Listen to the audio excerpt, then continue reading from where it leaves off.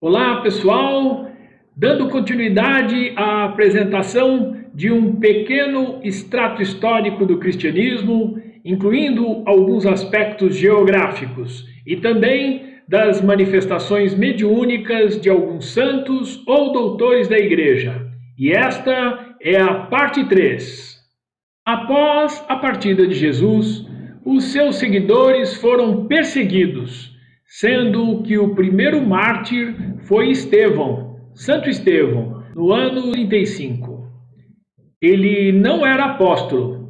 O primeiro apóstolo a partir por volta do ano 42 foi Tiago Maior, irmão de João. Aqui vemos a foto da capa do livro Paulo e Estevão de Emmanuel, psicografado por Chico Xavier em 1941. É um livro fantástico. Para quem gosta de história, então, é um livro fundamental.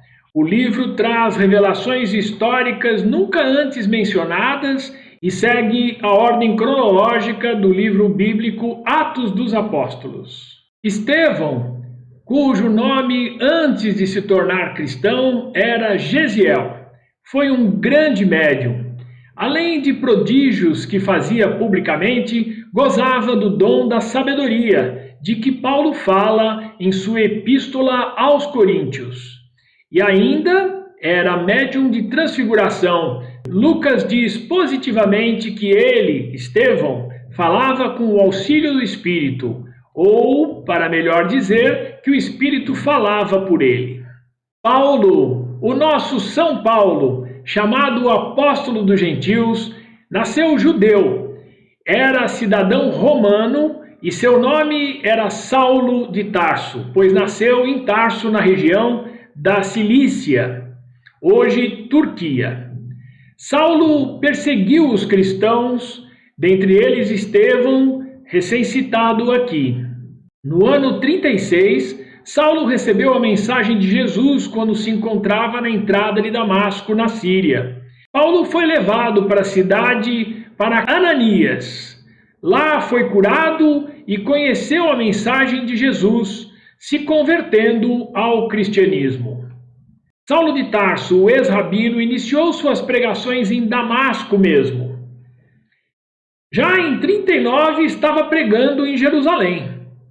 Emmanuel conta no livro Caminho da Luz que Jesus chamou o espírito luminoso e energético de Paulo de Tarso ao exercício do seu ministério. Além de ser um grande pregador das mensagens de Jesus, Paulo realizou, ao lado dos seus companheiros, curas físicas. Ele usava também a imposição das mãos. E também realizou consolações ao longo dos caminhos por onde passaram. Devemos a Paulo a divulgação da mensagem de Jesus aos povos não judeus, os chamados gentios, lembrando que Jesus disse que seus discípulos viriam do Oriente e do Ocidente. Assim nasceu a ideia das viagens de Paulo e seus companheiros. Segundo São Lucas, em Atos dos Apóstolos, foi durante a primeira mensagem missionária que Saulo começou a usar o nome romano Paulo. Nesse slide aparece a foto do livro Vida e Atos dos Apóstolos, de Cair Barchutel, que foi escrito em 1932 e é uma das fontes desta apresentação. Agora vamos falar de outra figura ilustre, que foi Barnabé, São Barnabé. Nasceu em Chipre, era oleiro. Oleiro é o artesão responsável por fabricar e comercializar objetos feitos de cerâmica. O nome original dele era José. Também o chamavam de apóstolo, e vocês vão ver a missão de Barnabé ao lado de Paulo, na introdução de Paulo para o cristianismo. Ele era um grande médium, um homem muito digno, estimado, de autoridade e de elevadas qualidades de coração. Consta como listado entre os 70 discípulos de Jesus e foi auxiliar direto de Simão Pedro. No início desta convivência, foi Saulo quem acompanhou Barnabé nas pregações em Antioquia. Na época ficava na Síria e hoje é a atual Antáquia, na Turquia. Emmanuel cita que a instituição de Antioquia era muito mais sedutora que a própria igreja de Jerusalém. Vivia-se ali num ambiente de simplicidade pura, sem qualquer preocupação com as disposições rigoristas do judaísmo. Em outro trecho, Emmanuel cita que a união de pensamentos em torno de um só objetivo dava ensejo a formosas manifestações de espiritualidade. Em noites determinadas, havia fenômenos de vozes diretas. Lá, em Antioquia, Paulo soube esperar e aprender. Ficaram juntos, Barnabé e Paulo, por muitos anos, inclusive na primeira viagem de Paulo. Neste momento da história, gostaria de destacar que também devemos a Paulo e a Barnabé as ações para se evitar que o cristianismo tivesse os mesmos costumes dos judeus, por exemplo, a circuncisão. Eles também discutiram, naquela época, as formalidades burocráticas típicas dos fariseus, que seguidores de alguns apóstolos na igreja de Jerusalém estavam praticando. Após preciosa ajuda do discurso de Pedro, Paulo e Barnabé conseguiram que o conselho aprovasse que os gentios, ou seja, os chamados povos pagãos, ficassem isentos da necessidade de circuncisão. Para maiores detalhes, vejam o capítulo 5 do livro Paulo e Estevão. Agora gostaríamos de destacar aqui alguns outros discípulos de Jesus e companheiros de viagem que conviveram e muito aprenderam com Paulo de Tarso. O primeiro deles, Lucas.